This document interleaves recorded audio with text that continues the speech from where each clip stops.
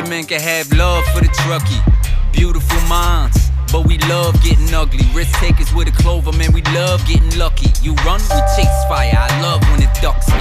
Tones go off, house watch, read the address out. 1075, get up off the magic couch. 500 gallons prepared for the baddest drought. Who else you want on the way when disaster's out? Can't even get a little bit rattled when you enter with exit apparel. Mayday, member down, they'll drag you.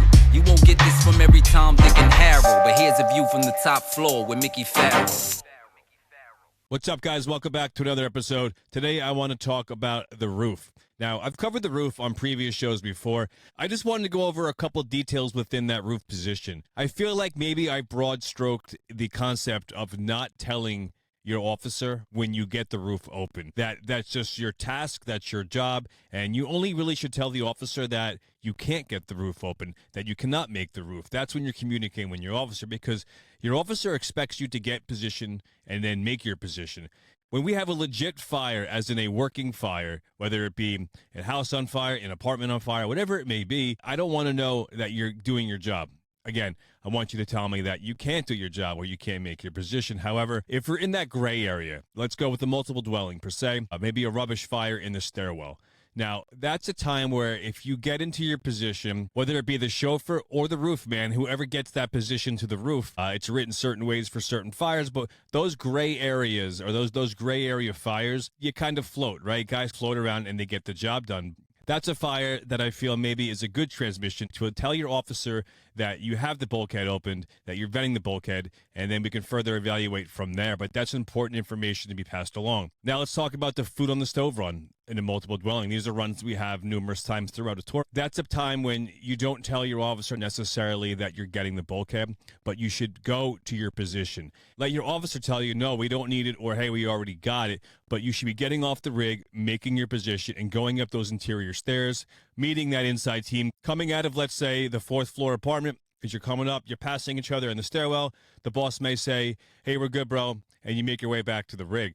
That's important me do that because it shows character, it shows respect for the job, and it shows your officer that you're always thinking that you're gaining your position, regardless if it's a food on the stove or if it's out 3 windows, you're making the effort to get into position.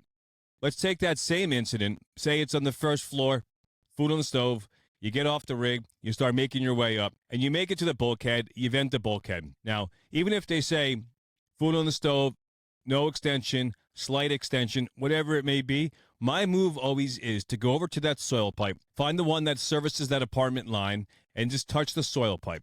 If it's cool, you're good. If it's warm, the fire's coming. And if that soil pipe is hot, well, the fire has already reached the cockloft and we're making an inspection cut. And we're giving that transmission. I can't tell you how many times I've heard food on the stove, slight extension, we're going to open up. Or even food on the stove, extinguished prior to our arrival, and then we take up. If you have any bit of fire or any bit of extension with the food on the stove, make your way into position on that roof, find that soil pipe, and ensure that the fire is not traveling upward. You'll be surprised how quickly the tempo of a fire can change when you're going from a food on the stove to we're getting back on the rig and we're looking up and we're seeing smoke pushing on the cockloft fence. It happens. Believe it or not, it happens more times than I'd like to admit. I've never experienced that on a personal level, but I've heard stories where that's happening. It's not a good story to tell. The details. I always say the devil's in the details. It's important that we make our position and make the effort to make our position. But circling back to what I was talking about originally, on those gray area fires, I think that's a positive transmission to let your officer know that you've gotten the bulkhead. During a legit job, you have a job to do. So I don't want to know that you're getting the bulkhead. So I think it's a good discussion point. I think it's a good drill point. Talking about when and why we give certain transmissions at fires. Again, a little bit more detail in our reports, in our communication, in our statements is very important. I often say that firefighters speak in statements, but that statement can have a tremendous amount of detail if we take the time to slow down, take that tactical breath, evaluate the situation, orientate with the situation, and then decide what you're going to say. There's so much value in communicating with your officer with one single statement. You can really change the tempo of the fire either way, from speeding the tempo up for extension on the floors above to slowing the tempo down, saying, you know, we're good in the cockloft, we're good on the upper floors, we have no extension.